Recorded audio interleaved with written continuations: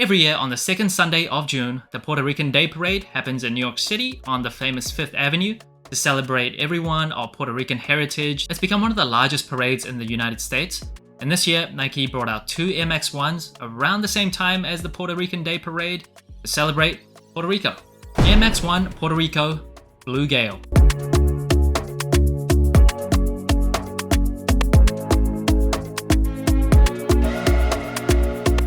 This shoe is one out of two pairs of Air Max 1s. This is the Blue Gale colorway, the other one is an Orange Frost colorway. And this shoe released on June 6th for $160. It was only available at neighborhood retailers, so it wasn't on Nike.com nor sneakers, so it was a much more limited release. The other pair that did release on sneakers, and this is the colorway that I preferred, so I'm definitely happy to have these in hand. And these shoes are inspired by Piragua, which is a Puerto Rican iced dessert, and you'll see a lot of references to Piragua on this shoe, as well as a bunch of other details that I just absolutely love. Now, disclaimer before I start this review, there are some Spanish words on the shoe, on the shoe box. Now, I didn't grow up in a country with a large Spanish-speaking population. I didn't grow up in the United States, but I did try my best to pronounce these words correctly. But if I do mispronounce it, please correct me in the comments below. I did my best, but of course, not perfect. Right off the bat, very clean summer colorway. Now, compare that to the Orange Frost colorway. I don't love that too much. I think it's a bit too bright. But this really appeals to me. As someone that loves the UNC blue, I know it's not the same exact shade of blue, but it's in that family, it's in that ballpark. Ugh. Yeah, just really love it. And the upper sole of the shoe features a light gray, kind of heather colored base layer. And that base layer is made out of what I believe to be canvas. And usually I don't like canvas, but there's something so bouncy about the textile on the base layer of the shoe. And it does have suede overlays on the mudguard. And this suede on this shoe is actually really nice. It might actually be right up there with the Air Max 1 Ugly Duckling suede. That is always like my standard of really nice suede. Really like how it feels. It's smooth, not too hairy. Don't love that hairy suede texture. It just feels so smooth. Now, where it's not premium is the leather overlays on the mid panel. You see in that very light blue. And this leather does feel kind of synthetic. And I'm not too surprised. They've done that a lot in past Air Max 1s that uses leather on the same area of the shoe.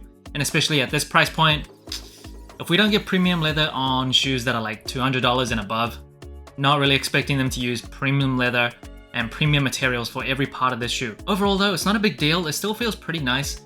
And the suede and the kind of textile canvas, just the bounciness of the toe box, just really impressed. And the tag on the tongue of the right shoe, you see it's a Piragua, again referencing the inspiration behind this shoe. I like that change, I like that detail. And on the left shoe, it's just the normal Nike Air branding that you see on other Air Max 1s. So it's mismatched on the tongue.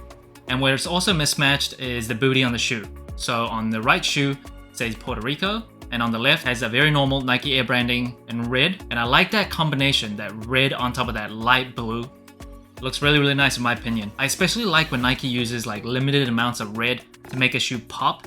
And obviously red is part of the Puerto Rican flag, so it totally makes sense on this shoe as well. And it just looks, just goes really well together. And apart from the Puerto Rico that you see on the booty of the right shoe, it also has a Puerto Rican lace de bray. So in this kind of middle lace de bray, you see the words Puerto Rico. And even though I like the storytelling on this lace de bray, in a vacuum, if you remove the story behind it, I don't love additional accessories on the shoe. So when I wear the shoe, I might actually remove the lace de bray and just use it and collect it as like memorabilia. Now this shoe, as well as the Orange Frost that is part of this pack, comes with jewel swooshes. And you've seen that used in other shoes like the Air Force 1. A lot of times comes with that same material. And if you're wondering how it feels basically like soft rubber. It's almost like there's liquid inside the swoosh. So when you press down, there's some give to it. It feels nice. It's like fun to play with. Now moving on to the inside of the shoe, you see the same Piragua graphic that you see on the tongue, on the insole. And the padding inside the Air Max 1s are always pretty nice. I always feel like the Air Max 1, considering how old the shoe is, it's pretty comfortable. Definitely more comfortable than the Air Jordan 1s. I know the Air Max 1 came out like 2 years after the Jordan 1s, but the difference in comfort is pretty significant. Now this shoe does feature a white polyurethane midsole. Thank God it's not sale. Thank God that they just went with a white midsole. And obviously you can see the Nike Air unit on the heel. And it does have that iconic Air Max 1 waffle rubber outsole. Now I was wondering what this shoe would look like if it had that gum hemp outsole that you see on other Air Max 1s, like on the Air Max 1 soft gray. And I usually do like gum bottoms because I am an old man, but I think the decision to just go with the traditional waffle outsole and this color combination, I think it's a good one. It fits well with the rest of the shoe. I think the gum color would maybe just be kind of like a sore spot on the shoe. And notice at the tip of the outsole, near the toe box, it's actually gray instead of just those two shades of blue. Kind of like that. Makes the outsole just pop a little bit. Now the shoe does come with extra laces, the same blue that you see on the mudguard. So not this lighter blue that you see on the mid panel. And I think I prefer the white laces. I think the white is a nice offsetting color. Maybe if I went with another color like the red that you see on the top eyelet, as well as the stitching on the booty of the shoe, I think that'd actually look pretty nice. I think the blue on the extra laces is just too much blue on this shoe, so I'm happy with the default white ones. One thing that's also very cool about this shoe, it comes with a Puerto Rican towel or handkerchief, whatever you want to call it, and it has the same Piragua graphic all over. And the word familia that you see on the bottom of this towel, and you also see that on the box of the shoe. Look how cool this box is. The same word, familia, on the top of the box, and you notice how they use the Nike swoosh instead of the dot on the eye. And on the side of the box, it says helados, which means ice cream, and then the words coco, bacha, and piña. So that means coconut, passion fruit, and pineapple. And on the other side of the shoebox, you can see the words Puerto Rico, and underneath, I'm not gonna try and even pronounce that, but I do know that it means I will never stop loving you. So it says Puerto Rico, I will never stop loving you. Love that. Love the storytelling on this box. I have learned more Spanish researching this shoe than I ever had in my life. But there's more. You can see on the inside of the lid, it says Puerto Rico and Nike.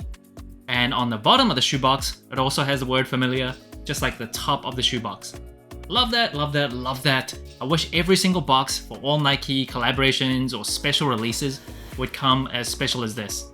Love it. But I'm not done. The paper on the inside of the box also says Puerto Rico, and you can see different graphics around the border. Now I'm done.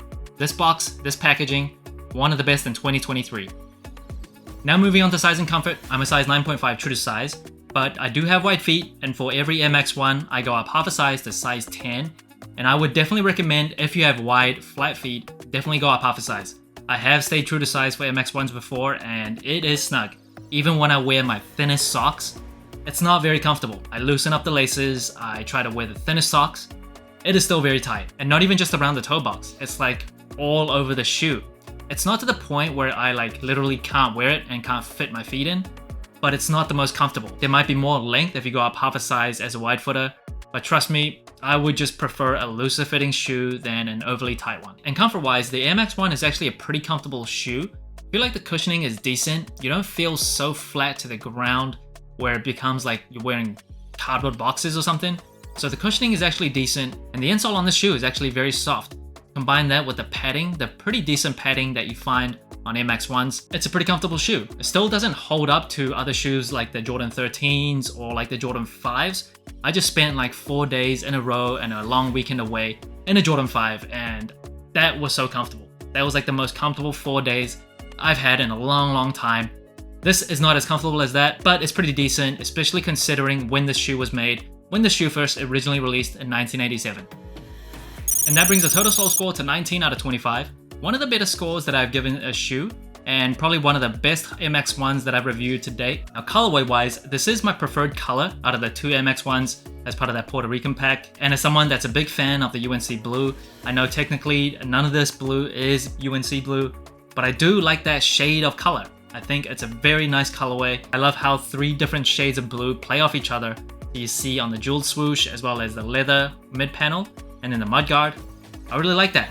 And even the heather kind of light gray color on the base layer, I usually prefer like a white base layer, but even that, it looks good. And I'm very glad that they went with a white midsole instead of a sail midsole. Material wise, the suede is super nice. The leather, it's okay, it's average, it's decent.